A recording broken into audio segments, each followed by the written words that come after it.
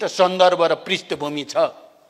हिजोकोले जनवादको आधार तयार पार्यो, आजकोले समाजवादको आधार तयार पार्दैछ र हामी कम्युनिस्टहरू त्यो ऐतिहासिक वस्तुगत आवश्यकताको परिपूर्तिको निम्ति जिम्मेवारीका साथ, गम्भीरताका साथ यो हामीले सुशासन, सामाजिक न्याय र आर्थिक समृद्धिका निम्ति गरेका पहलहरू र ती पहलमा अधुरो र अपुरो रहेका कुराहरूलाई जेनजी आन्दोलनले जसरी झकझक्याएर पूर्णतातिर जान हामीलाई उत्प्रेरित या हामीलाई दबावमा राख्यो पनि, यसको निम्ति नै हामीले उनीहरूलाई बधाई भनेका हौँ र हामीले यसलाई आत्मसात गर्नै पर्दछ र हामीले आफ्नो कमी जो हामीलाई सरकारबाट हटाइएपछि बसेको केन्द्रीय समितिले आत्मालोचना हामीले राम्रैसँग गरेकै थियौँ। यथास्थितिबाट हामी अर्को ठाउँमा जानुपर्छ भन्ने निष्कर्ष निकालेकै थियौँ।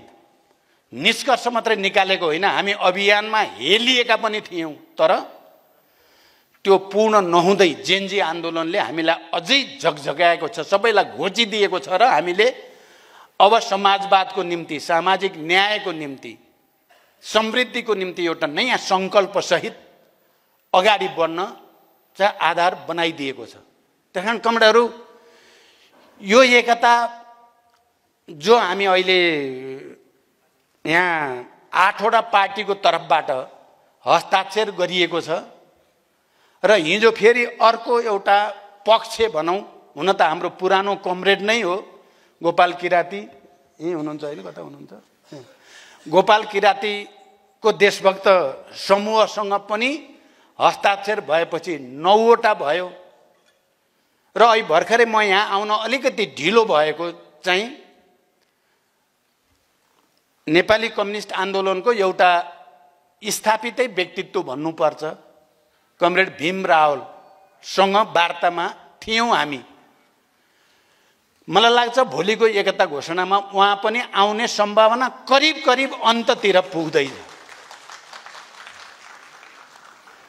केपी ओलीको अहङ्कार र दम्भका विरुद्ध देशभक्तिपूर्ण आन्दोलनको निम्ति एक्लै पनि आवाज उठाउने उहाँहरू जस्तो कमरेड जोडिँदा राष्ट्रिय स्वाधीनताको आन्दोलनमा एउटा सकारात्मक ऊर्जा प्राप्त हुन्छ भन्ने विश्वास हामीले लिएका छौँ।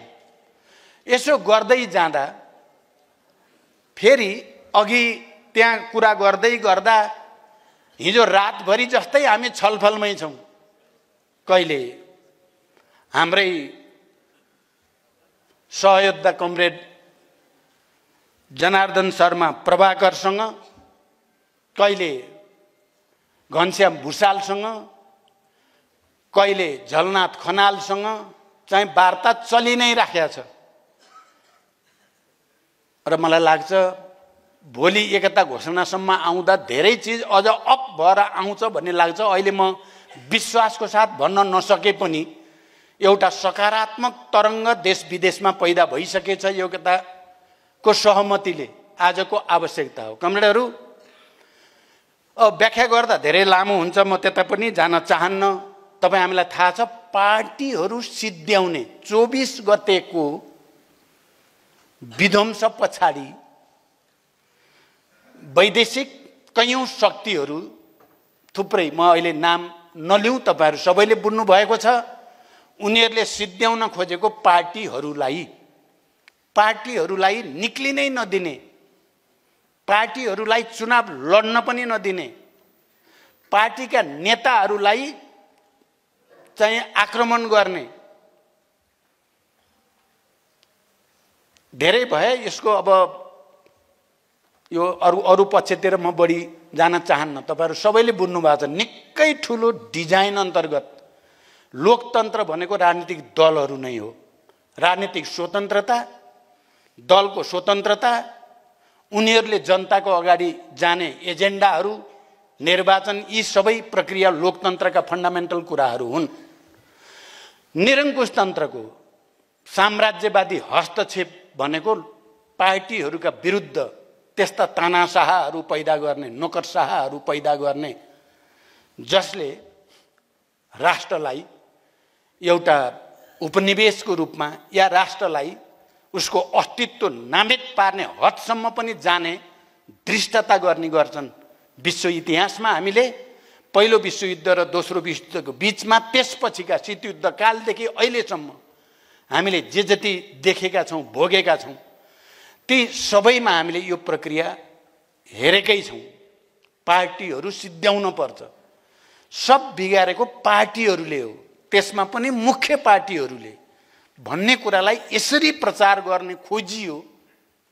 यसरी खोजियो कि एक थरी मानिसहरूलाई लाग्ने कि हो पार्टीहरूले नै बिगारेका हुन् भन्ने जस्तो बनाएर पार्टीलाई रेक्टिफाई हुने, सुध्रिने, सच्चिने, आत्मालोचना गर्ने मौका पनि नदिने हदसम्मको चाहिँ दृष्टता हामीले देख्यौँ। र यसले राष्ट्रलाई एउटा असाधारण सङ्कटतिर लग्यो।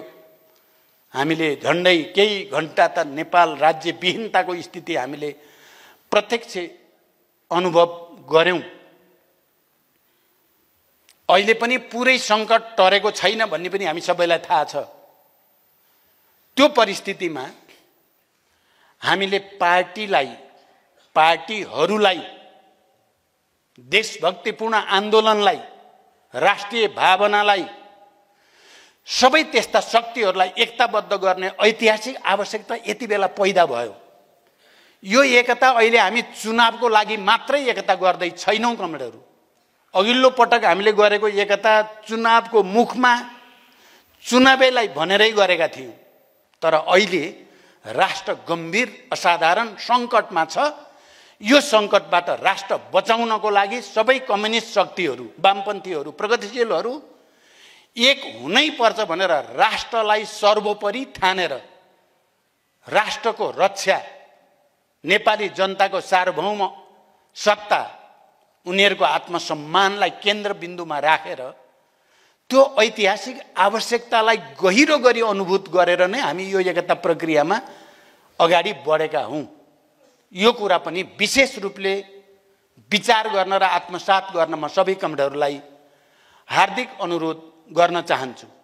कमरेडहरू, यस्ता अवसरहरू एकातिर चुनौतीका रूपमा हुन्छन्। राष्ट्र के हुने हो, जनताको भविष्य के हुने हो, जनताको सुरक्षा के हुने हो भन्ने गम्भीर चुनौतीका प्रश्नहरू हुन्छन् भने अर्कोतिर यस्तै चुनौतीपूर्ण परिस्थितिमा नै क्रान्ति, नयाँ चरणमा विकास हुने आधारहरू पनि त्यसले बोकेर आएको हुन्छ।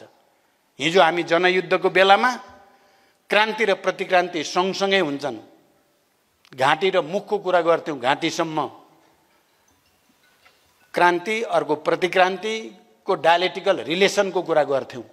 अहिले जेनजी आन्दोलनले खालि युवाहरूलाई राजनीतितिर आकर्षित मात्रै गरेको छैन, बरु आजको 21औं शताब्दीमा आइटीको यो युगमा, डिजिटलाइजेसनको यो युगमा आइटीको प्रयोग गरेर युवाहरूलाई र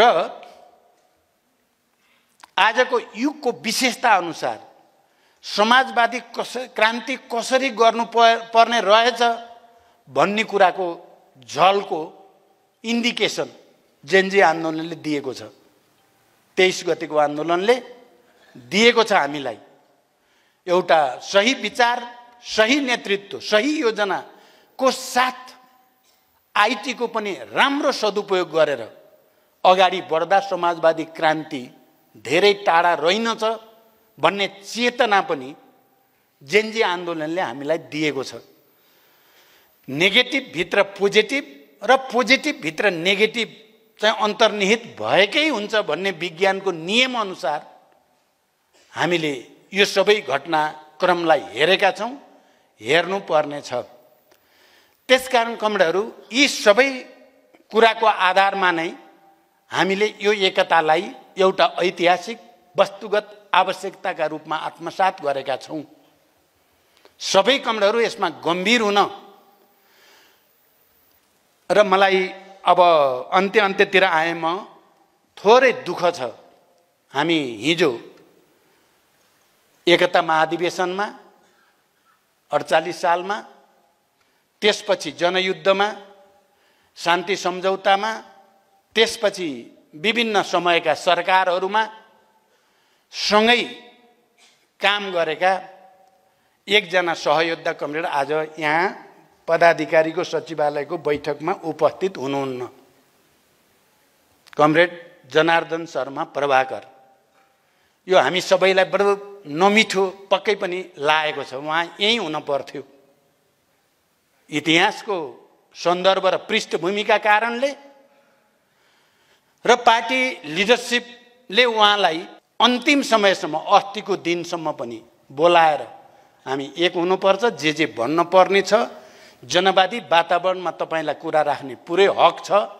त्यो वातावरण बनाइन्छ, बनाइयो पनि। लामो परामर्श बैठक तपाईका कुराहरू आम पंक्तिमा पुर्याउने उद्देश्यद्वारा लगिएका थिए। पटक पटक केन्द्रीय समिति, स्थायी समिति, पदाधिकारी बैठकमा पर्याप्त समयका साथ तपाईका गुनासा, पीडा या विमति या भावना राख्न हामीले दिएकै छौं। यस्तो परिस्थितिमा तपाई अन्यथा सोच्न भएन भन्ने कुरा मैले अस्तिको दिन मात्रै पनि म बसेकै ठाउँमा बोलाएर मैले भनेको थिएँ। तर उहाँले त्यो दिन मसँग बडो कुल दिमागले, ठन्डा, बडो हल्का हिसाबले भन्नुभयो। म त्यो कुरा पनि म कमरेडहरूलाई राख्न चाहन्छु। उहाँले भन्नुभयो, अरू बेला जस्तो आवेग, त्यो तरङ्ग जस्तो देखिँदैन थियो। उहाँले भन्नुभयो, कति 40 वर्षभन्दा बढी समयदेखि तपाईको नेतृत्वमा मैले काम गरेँ। म तपाईलाई नेता माने। उहाँले भन्नुभयो, फेरि म आज पनि तपाईलाई नेता नै मान्छु। भोलि हामी केही समय फरक भएछौं भने पनि मेरो नेता तपाई नै हो। उहाँले भनेका शब्द नै भन्दैछु म तपाईहरुलाई। बडो मिठो कुरा गर्नुभयो उहाँले, बडो राम्रो। अब यति भनिसकेपछि तपाई किन हिँड्नु पर्यो त? यही बस्नु, सँगै बसौं, छलफल गरौं, भइ नै हाल्यो। मैले पनि तपाईलाई धेरै पहिलेदेखि, 40 वर्ष पहिलेदेखि पार्टी भित्रका तमाम अन्तरसंघर्षहरू, विभिन्न खालका झमेलाहरूमा तपाईलाई बचाउनको लागि मैले गरेका मेहनत पनि मैले सम्झिराखेको छु। तपाईले पनि सम्झनु भएकै होला। कसले तपाईलाई धेरै पहिले नै पार्टीबाट निकाल्न चाहन्थे, तपाईलाई पनि सम्झना छ। म त झन् नेतृत्वमा हुनुको कारणले मलाई त झन् सम्झना छ। र तपाईलाई, तपाईको सक्रियता र गतिशीलतालाई हेर्दै कतिपय कुरामा विमति र आलोचना पनि गर्थे मैले तपाईलाई कडा ढंगले नै। तर पनि तपाईलाई म माया गर्थे, तपाईलाई प्रोत्साहित गर्थे। शान्ति मन्त्री, गृह मन्त्री, अर्थ मन्त्री, ऊर्जा मन्त्री, पार्टी लिडरसिपको इच्छा भन्दा बाहिर त भएको होइनन् कुनै पनि। तपाई अहिले यो हैसियत, जो प्रचण्डसँग लड्ने हैसियत कसले दियो, प्रदान गर्यो भन्दा त इतिहास त गवाह छ नि त भन्दा त्यो कुरा पनि उहाँले अस्वीकार चाहिँ गर्नु भएन। र उहाँले बडो अर्को मिठोसँग भन्नुभयो कि म अहिले अब तपाईलाई पनि मसँग यसले चाहिँ हैरान पार्यो भन्ने भएकै छ कि 2 वर्षदेखि। मलाई पनि अध्यक्षले मलाई किन यस्तो चाहिँ मतलब पेल्न खोजेको भने जस्तो परेछ। अब मेरो गल्ती हो कि तपाईको हो? अहिले त टुङ्गिनी भएन। बरु म केही समय बाहिर बसिदिएँ भने मैले पनि मेरो गल्ती कहाँ हो भनेर अलि अलग ढंगले समीक्षा गर्ने अवसर हुन्छ मलाई। त्यो तपाईलाई पनि प्रभाकर आवश्यक रहेछ भन्ने महसुस भयो भने फेरि केही समयपछि त भेट भइहाल्छ। मेरो नेता तपाई नै हो। यही हो उहाँको संश्लेषण अस्तिको। अब यही कुरो अन्यत्र उहाँले भनेका कुरासँग त मिल्दैन। फेरि जे जति सुन्छु म साथीहरुसँग भनेका कुरा, तीसँग त यी मिल्दैनन्। तर मसँग भनेका यी कुराहरू उहाँले गम्भीर ढंगले भनेको हुनाले म कमरेड प्रभाकरलाई यहीबाट पनि फेरि भन्न चाहन्छु, आज आउनु भएन, अस्ति पनि एउटा बैठकमा आउनु भएन, अब अलग भइसक्यो हामी केही दिन, तपाईँ फर्किनुहोस्, पार्टी भोलि एकता घोषणा सभामा आउनुहोस् भन्न चाहन्छु। म चाहिँ मेरो यो अपिललाई तपाईँले हल्का नठान्दिनुहोस् भन्न चाहन्छु। म त्यसले पार्टी र आन्दोलन त नयाँ किसिमबाट अगाडि बढी नै सक्यो, बढी नै राख्छ। व्यक्तिका हिसाबले क्षति तपाईँ हामीलाई नै हुन्छ। यो कुरालाई आत्मसात गर्न म अपिल गर्न चाहन्छु र अन्य कमरेडहरूलाई पनि उहाँलाई चाहिँ त्यो बाटोमा ल्याउनको लागि उत्प्रेरित गर्न तपाईँहरू सबैलाई पनि अपिल गर्न चाहन्छु। भोलि नआए पर्सि, पर्सि नआए अर्को दिन उहाँ आउनै पर्छ। इतिहासले उहाँलाई जसरी पनि धकेलेर यहाँ ल्याइ पुर्याउँछ भन्ने लाग्छ मलाई। र भोलि बिहान हामी घनश्याम झलनाथजीहरूसँग नि कुरा गर्दैछौँ। म आशा गर्छु उहाँ पनि अब कसका रिसले के भने जस्तो उखान छ त्यो त भन्न मिल्ने खालको उखान त छैन, त्यसो नगरौँ। राष्ट्र सङ्कटमा परेको बेलामा वामपन्थी आन्दोलन एउटा सङ्कटबाट एउटा अवसरतिर अगाडि बढ्न खोजेको बेलामा मैले सकारात्मक रूपमा भनेको हो, त्यसलाई नकारात्मक रूपमा नबुझ्दिन सबै लिडरहरूलाई अपिल गर्न चाहन्छु। मैले भने रेल, एकताको रेल अगाडि कुदि नै सक्यो, जो चढ्यो चढ्यो, जो छुट्यो छुट्यो, तर म कोही पनि नछुटोस् भन्ने चाहना राख्छु। म तपाईँहरू पनि यो भोलि घोषणा हुने एकताको रेलमा चढ्न तपाईँहरू सबै आउनुहोस् भनेर पनि म अपिल गर्न चाहन्छु। यो इतिहास निर्माण गर्ने समय हो, यो युग निर्माण गर्ने समय हो। हामी कोही दुविधामा नबसौँ, कोही भ्रममा नबसौँ भनेर म भन्न चाहन्छु। कमेन्टहरू, हामी सबै यसरी एकताबद्ध हुनुको साथै म अर्को एउटा कुरा, राष्ट्रिय स्वाधीनताको निम्ति, राष्ट्रलाई सङ्कटबाट बचाउनको निम्ति हामी कम्युनिस्ट र वामपन्थी मात्रै मिलेर पनि पुग्दैन। वामपन्थी यति मिल्यो अरू चाहिँदैन भन्ने हाम्रो भनाइ छैन। बृहत वामपन्थी एकता नै हो हाम्रो सपना।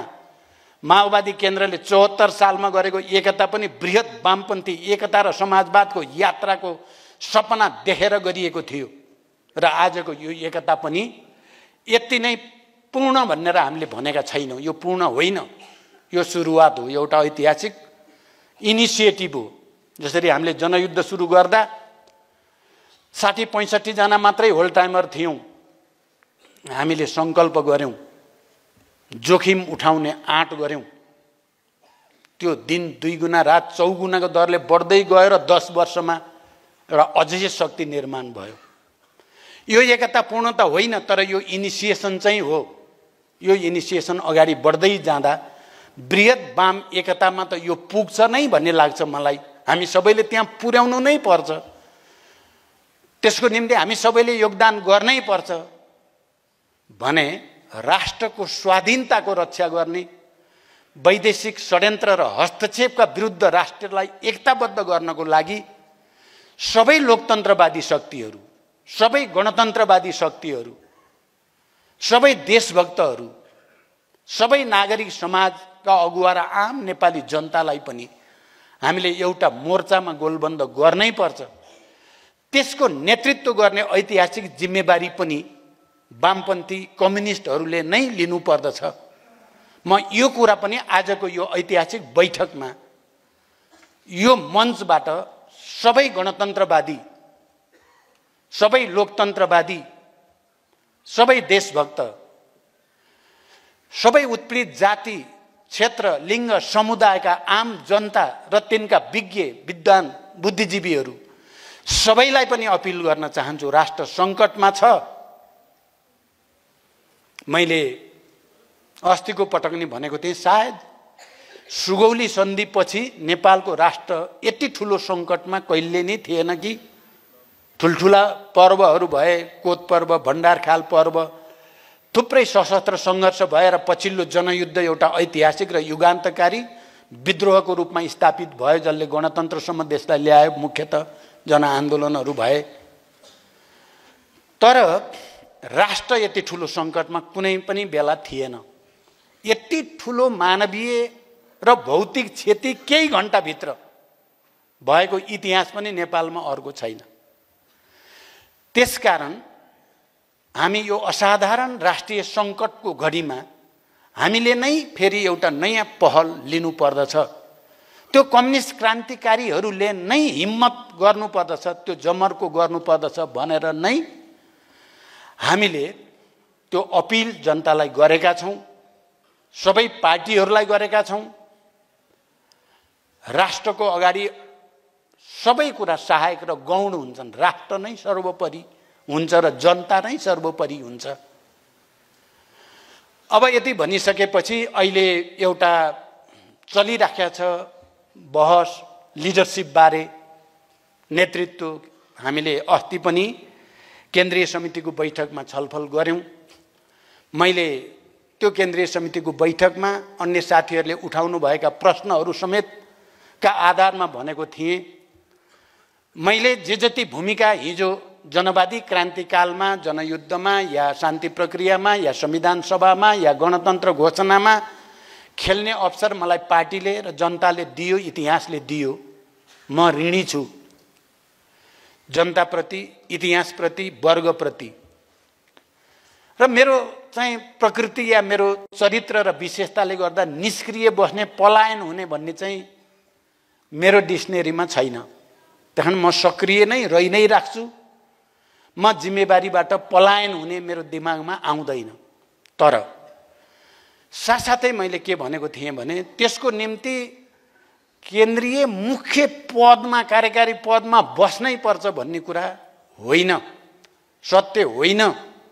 हामी छलफल गरौँ र एउटा विधि र एउटा प्रक्रियाबाट गुज्रेर नेतृत्वको टिम निर्माण गर्ने, नेतृत्व हस्तान्तरण गर्ने, के आवश्यकता कसरी भन्ने मोडेलको बारेमा छलफल गरौँ। म तयार छु। मैले अस्तिको केन्द्रीय समितिमा भन्न चाहेको मुख्य कुरो यही थियो। तपाईहरुले त्यही बुझ्नुभयो कि बुझ्नु भएन मलाई थाहा छैन। किनभने नेतृत्व भनेको फेरि अध्यक्ष भएपछि मात्रै नेतृत्व हुने नत्र नहुने भन्ने विश्व इतिहासले बताउँदैन। थुप्रै क्रान्ति प्रतिक्रान्तिका अनुभवहरूले बताउँदैन। र म के सम्झिन्छु भने 21औं शताब्दीमा जनवादको दस्तावेज हामी जनयुद्धकै बीचमा रोल्पामा बस्दै गर्दा या चुनमाङ रुकुममा जाँदै गर्दा हामीले जे संश्लेषण गरेका थियौं, नेतृत्व भनेको नमर्दासम्म चाहिँ अध्यक्षमा या मुख्य पदमा बस्नै पर्ने भन्ने यो चाहिँ सही होइन। एउटा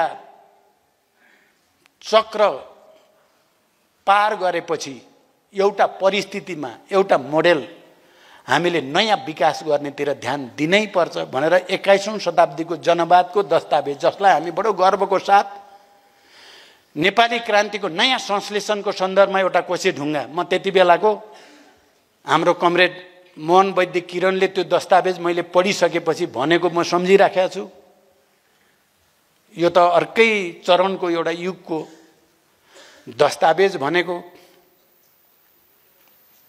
बैठकमा नै मलाई अरू नेताहरूले पनि लेनिन भनेको म अहिले पनि कानमा टनन्न टनन्न आइराख्छ। ती साथीहरू अहिले हामीसँग हुनुहुन्न, तर त्यो दस्तावेज त जिउँदैछ। 21औं शताब्दीको जनवाद जीवितै छ। त्यसकारण यो विषयमा पनि हामी अब कुनै आग्रह या पूर्वाग्रहबाट प्रेरित भएर होइन, नेपाली समाजवादी क्रान्ति अगाडि बढ्नको लागि बेस्ट के हुन सक्छ, नेतृत्वले के त्याग गर्दा जनतामा, हाम्रो वर्गमा, हाम्रो कार्यकर्ताहरूमा एउटा नयाँ आत्मविश्वास, नयाँ मनोबल विचारप्रति र नेतृत्वप्रति पैदा हुन्छ, हामीले त्यो मोडेल खोज्नु छ। म कमरेडहरूलाई यो कुराको निम्ति पनि अपिल गर्न चाहन्छु। हामी कोही चिन्तित हुनुपर्ने केही कारण छैन। हामीले एउटा नयाँ इतिहास, नयाँ युग निर्माण गर्नु छ। अब पुरानै तरिकाले त्यो युग बनाउन सकिँदैन। मैले केही कुरा आज फेरि दोहोर्याएर भने तपाईहरुले सुनिराखेकै कुरा हुन्। 46 सालको आन्दोलन पछिको एकता एउटा क्रमभङ्ग थियो। 52 सालको जनयुद्ध एउटा ठुलो क्रमभङ्ग थियो। 63 को शान्ति सम्झौता अर्को क्रमभङ्ग थियो। 72 सालमा संविधान सभाबाट सङ्घीय लोकतान्त्रिक गणतन्त्रको घोषणा, संविधानको घोषणा अर्को क्रमभङ्ग थियो र अहिले हामी जहाँ आइपुगेका छौँ र यो 71 अगाडि बढ्दैछौँ, एउटा अर्को क्रमभङ्ग र एउटा युगीन समाजवाद निर्माणको विचार विकास गर्ने, समाजवादको नेतृत्व गर्ने, एउटा शक्ति सञ्चय गर्ने, राष्ट्रको रक्षा गर्नको लागि, स्वाधीनता र नेपाली जनताको आत्मसम्मानको रक्षा गर्नको लागि एउटा नयाँ अभियानको नेतृत्व गर्ने सङ्कल्पका लागि हामीले गरेको हो। यसलाई होच्याएर, यसलाई अपमानित गरेर नेतृत्वको तेजोवध गर्न खोज्ने कुनै पनि चिजहरू त्यो महान उद्देश्यका निम्ति सहायक हुँदैनन्। कतिपयले जानेर, कतिपयले नजानेर इतिहासमा त्यस्तो हुने गरेको छ। गलत प्रवृत्तितिरबाट हामी विचलित भयौँ भने त्यसले मद्दत पुर्याउँछ साम्राज्यवादलाई, प्रतिक्रियावादलाई, दलाललाई, नोकरशाहहरूलाई। हामी सबै सतर्क हुनुपर्ने कुरा छ, त्यो हामी हुनै पर्छ। म कमरेडलाई अब अन्तिममा यो सहमति पत्र पढेर सुनाउनु अगाडि यति भन्न चाहन्छु, साम्राज्यवाद र समाजवादी आन्दोलनमा फुट भन्ने लेनिनको एउटा लामो आर्टिकल हो, त्यो किताब होइन, एउटा लामो छ त्यो आर्टिकल, जताकतै भेटिन्छ। अहिलेको परिस्थिति के हो भनेर बुझ्नलाई के भयो नेपाल, हरेक पार्टी फुट्न खोज्छन्। यी साँच्चै भित्रैबाट फुटेका हुन् कि फुट्न खोजेका हुन् कि बाहिरबाट फुटाउन खोजिया हो कि सबै फुटाउन खोजिँदैछ। काङ्ग्रेस फुट्ने, एमाले भित्र भुमरी परेको छ, कति बेला विस्फोट हुन्छ जस्तो छ त्यहाँ, फेरि अझ ठुलो भुमरी त्यहाँ छ। अब हाम्रो पनि त्यस्ता साथीहरू एक दुईजना चाहिँ हामी हिँड्छौँ भन्ने, किन हिँड्न पर्यो? यो हामी हिँड्दैछौँ कि कसैले हामीलाई हिँडाएको छ भनेर पनि सोध्न पर्ने छ। सङ्कटको यो घडीमा त हामी झन् एकताबद्ध भएर गलत तत्त्व र प्रवृत्तिका विरुद्ध सङ्घर्ष गर्नुपर्ने होइन र? त्यसकारण कमरेडहरू, यो माओवादी केन्द्रका रूपमा, महाधिवेशन आयोजक समितिका रूपमा यो अन्तिम बैठक भएको हुनाले मैले कमरेडहरूलाई यति कुरा भने।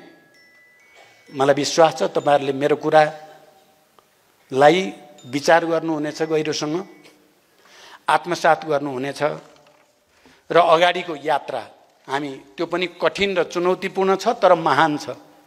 अबको यात्रा पनि महान यात्रा हुन्छ हाम्रो।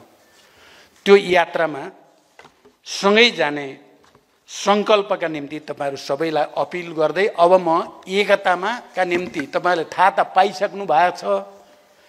यो हामीले एकता गर्न हुन्छ कि हुँदैन भन्ने बहस गर्नुपर्ने छैन, हामीले पहिल्यै गरेर सकेका छौँ। परामर्शदेखि सबै र अस्तिको बैठकसम्म आउँदा त हामीले निर्णय नै ठोसै रूपमा गरि नै सकेका छौँ। त्यसैमा आधारित भएर गरेको यो सहमति पत्र म एकचोटि फेरि तपाईँहरूको अगाडि औपचारिकताको लागि मात्रै भए पनि पढेर सुनाउन चाहन्छु।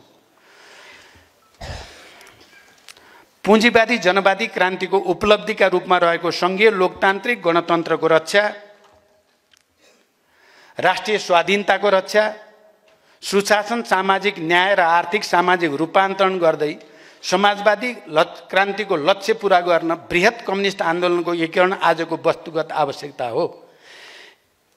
यही आवश्यकतालाई ध्यानमा राखी नेकपा माओवादी केन्द्र, नेकपा एकीकृत समाजवादी, नेकपा समाजवादी पार्टी, नेकपा समाजवादी, जनसमाजवादी party Nepal, Nepal communist party, नेकपा माओवादी समाजवादी, नेकपा साम्यवादीका बीच पार्टी एकता र कम्युनिस्ट एकीकरणको प्रक्रिया अगाडि बढाउनका लागि निम्न प्रस्तावहरूमा सहमति भएको छ।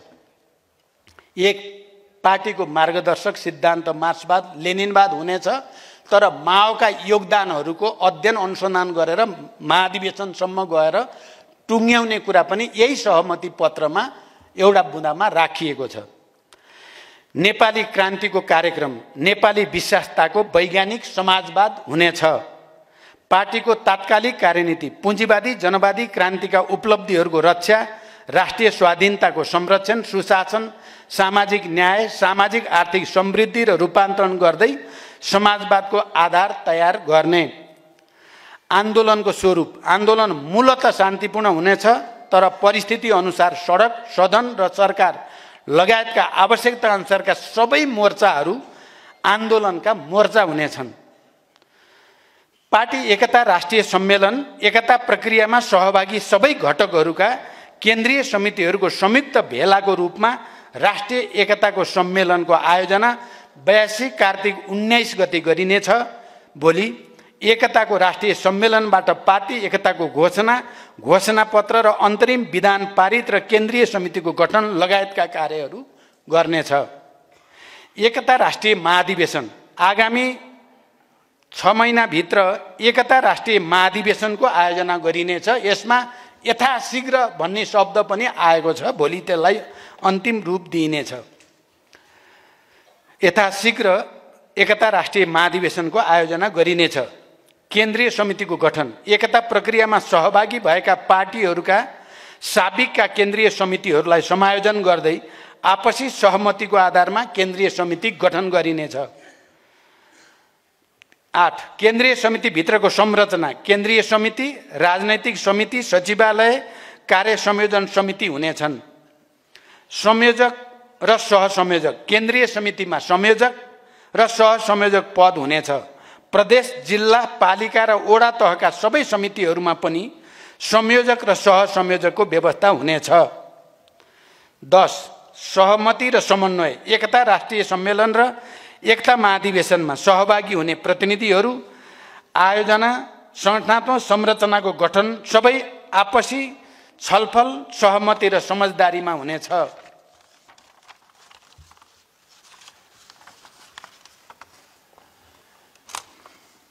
सबै तहको पार्टी पंक्तिमा एकता समायोजन, सबै तहका पार्टी समितिहरू र जनसङ्गठनहरूमा इन्चार्ज तथा सहइन्चार्ज र संयोजक तथा सहसंयोजकहरू सम्भव भएसम्म एकतामा सहभागी घटकहरूबाट रहने व्यवस्था गरिनेछ।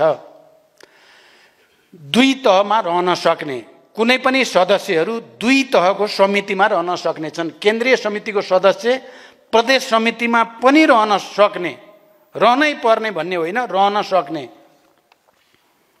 भन्ने हो। यसको पार्टी समितिहरूको सञ्चालन, पार्टी समितिहरूको सञ्चालन सामूहिक नेतृत्व प्रणालीमा आधारित जनवादी केन्द्रितताको सिद्धान्त अनुरूप हुनेछ। राजनीतिक प्रतिवेदन र कार्यक्रम, पार्टी एकता घोषणा पश्चात राजनीतिक प्रतिवेदन, कार्यक्रम लगायतका दस्तावेजहरू निर्माण गर्न आवश्यक कार्यदल गठन गरिनेछन्। संगठनात्मक समायोजन, पार्टी समितिहरू र जनसङ्गठनहरूमा संगठनात्मक एकता र समायोजनका लागि विभिन्न तहमा कार्यदल गठन गरिनेछ। पार्टीको तहगत कार्यकारी समितिहरू केन्द्र, भौगोलिक र गैर भौगोलिक दुवै तर्फका प्रदेश, जिल्ला, पालिका, वडा तह कार्यकारी हुनेछन्। अबदेखि जिल्ला समन्वय समिति हामीले जे भनेका थियौँ ती चाहिँ कार्यकारी समितिमा परिणत हुनेछन् भनेको हो। एकीकृत समाजवादीले फेरि प्रदेश निर्वाचन क्षेत्र र सङ्घीय निर्वाचन क्षेत्रलाई पनि कार्यकारी समिति बनाएको छ, तिनलाई खारिज गरिनेछ र त्यहाँ चाहिँ समन्वय समिति रहनेछन् भन्ने यसको स्पिरिट हो।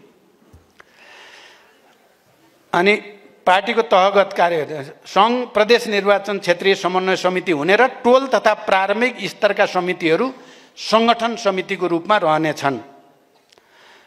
पार्टीको नाम र चुनाव चिन्ह भन्न मिल्छ मिल्दैन रे? अब त भयो नि भन्न।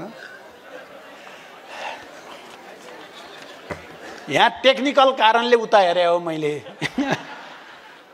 त्यहाँदेखि पार्टीको नाम र चुनाव चिन्हमा हाम्रो अलिक गम्भीर छलफल भयो। देशभरिका साथीहरूको पनि चासो, चुनाव चिन्ह के हुन्छ, पार्टीको नाम के हुन्छ भन्नेमा अलिक बढी नै चासो पनि थियो। धेरैतिरबाट सम्पर्क गरेर आफ्ना कन्सर्नहरू, चिन्ताहरू साथीहरूले जाहेर पनि गर्नुभएको थियो। ती सबैलाई पनि मध्यनजर गर्दै हामीले पार्टीको नाम चाहिँ Nepali communist party, Nepali communist party छोटो। यो पहिला हाम्रो अलिकति नमिलेको जस्तो हामीलाई फिल भयो, किनभने भारतले भारत कम्युनिस्ट पार्टी भन्दैन, चीनले चीन कम्युनिस्ट पार्टी भन्दैन, चिनिया कम्युनिस्ट पार्टी, भारतीय कम्युनिस्ट पार्टी भने जस्तै नेपालको पनि नेपाली कम्युनिस्ट पार्टी, सबै दृष्टिकोणले यो ठिक छ भन्नेमा हामी सर्वसम्मत भयौँ।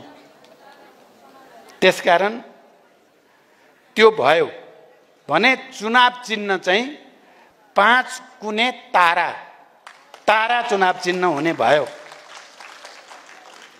र यो तारा चाहिँ विश्वभरि पनि स्थापित चिन्ह हो। त्यो कम्युनिस्ट आन्दोलनमा धेरै प्रयोग हुने गरेकै चिन्ह हो, हामी सबैलाई थाहा छ।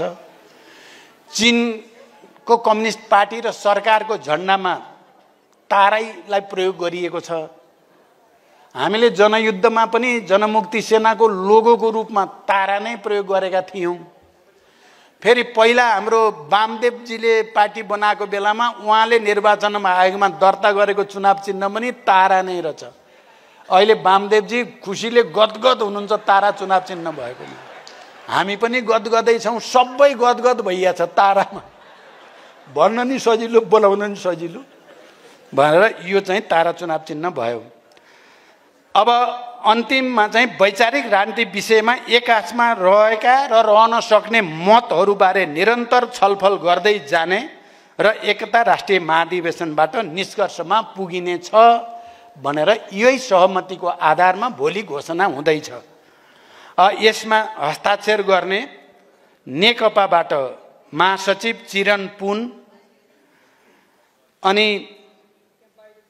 नेकपा समाजवादीबाट अध्यक्ष राजु कार्की, अनि जनसमाजवादी पार्टी नेपालबाट अध्यक्ष सुभाष राज काफ्ले, अनि नेपाल समाजवादी पार्टीबाट अध्यक्ष महेन्द्र राय यादव, अनि नेपाल कम्युनिस्ट पार्टी एकीकृत समाजवादीबाट अध्यक्ष माधव कुमार नेपाल, अनि नेकपा माओवादी समाजवादीको तर्फबाट अध्यक्ष कर्णजित बुढाथोकी, अनि नेकपा साम्यवादीको तर्फबाट अध्यक्ष प्रेमबहादुर सिंह भनेर अस्तिको दिन, अनि अन्तिममा नेकपा माओवादी केन्द्रको तर्फबाट संयोजक पुष्पकमल दाहाल प्रचण्ड भनेर यो हस्ताक्षर अस्तिका दिन भयो भने अस्तिकै दिन फेरि अर्को एउटा सहमति पत्र पनि भएको छ। यो देशभक्त समाजवादी मोर्चा र नेकपा माओवादी केन्द्रका बीचमा राष्ट्रिय सहमतिको रूपमा भएको छ। यो पनि म पढेर सुनाउन चाहन्छु। हाल नेपाली राजनीतिमा अभूतपूर्व जोखिम उत्पन्न भइरहेको यथार्थ जगजाहेर छ।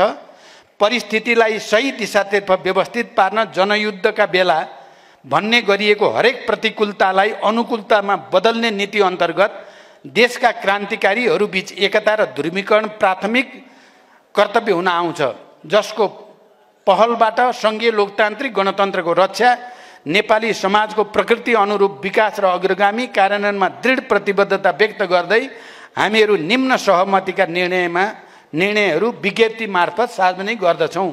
विगतमा भए गरेका वैचारिक राजनीतिक तथा साङ्गठनिक कमजोरीहरूका सम्बन्धमा कार्यटोली बनाई वस्तुनिष्ठ समीक्षाको दस्तावेजीकरण गर्ने, जसको मार्गदर्शनमा जनवर्गको तहबाटै एकता सङ्घर्ष रूपान्तरण, मुख्यत रूपान्तरण तथा नयाँ आधारमा नयाँ एकता सृष्टि गर्दै नेपाली क्रान्तिको समाजवादी कार्यक्रम उठाउन तागत या सामर्थ्य आर्जन गर्ने। कमरेड गोपाल किरातीद्वारा विकसित देशभक्तिपूर्ण पहिचान सहितको समाजवादी लोकतन्त्रबारे पार्टीमा छलफल गर्दै पूर्ण जनवादका आधारमा निर्णयमा पुग्ने। उपरोक्त सहमति कार्यान्वयन गर्न देशभक्त समाजवादी मोर्चाका अध्यक्ष गोपाल किराती नेतृत्वको मार्क्सवादी क्रान्तिकारीहरू नेकपा माओवादी केन्द्रमा समाहित या ध्रुवीकृत हुने। अन्त्यमा स्वदेश तथा विदेशमा सङ्घर्षरत नेपाली वर्ग, मजदुर, किसान, सुकुम्बासी, वित्तीय शोषण पीडित तथा विस्थापित वर्ग, लिङ्ग, जात, जाति, क्षेत्र एवं देशभक्तहरू र पहिचान सहित प्राकृतिक तथा सांस्कृतिक सम्पदा रक्षा आन्दोलन बीच समाजवादी ध्रुवीकरण बढाएर नेपालको राष्ट्रिय स्वाधीनता, अखण्डता, सम्प्रभुत्ता सुदृढीकरणमा पहलकदमी लिँदै नेपाली जनतामा निहित सार्वभौम सत्ता र राजकीय सत्ताको कठोरतापूर्वक रक्षा र अभ्यास मार्फत संविधानको समाजवाद उन्मुख राज्य व्यवस्था कार्यान्वयनमा प्रभावकारी पहलद्वारा दलाल तथा नोकरशाही पुँजीवाद भ्रष्ट शासक अन्त्य गरी छान्ने सङ्कल्पमा जुट्न जेठ पुस्ताका युवाहरू सहित सबैसँग आह्वान गर्दछौँ। यसमा गोपाल किराती अध्यक्ष देशभक्त समाजवादी मोर्चा, पुष्पकमल दाहाल प्रचण्ड संयोजक नेकपा माओवादी केन्द्र। कमरेडहरू यसरी 9 भयो। सम्भवतः भोलि 10-11 पुग्छ कि जस्तो देखिँदैछ। हुँदै जाँदा सबै आउने थलो हुन्छ। यो सबै वामपन्थीहरू कमरेडहरू, अब म तपाईँहरूसँग अब लामो समय त मैले अब लिइ नै सकेँ। अब यसलाई भोलिसम्म पनि हामीले केही कुरा भन्न मन छ भने भन्न पाइन्छ। भोलि पनि लेखेर दिन मन छ भने केही कुरा यो चल्ली भएन भन्ने लाग्छ भने लेखेर दिन पनि सकिन्छ। तर अब फेरि बहस विमर्श गरेर समय खर्च नगरौँ भनेर तपाईँहरूलाई अपिल गर्दै यो सहमति पत्रलाई जोरदार तालीका साथ अनुमोदन गर्न हार्दिक अनुरोध गर्दछु।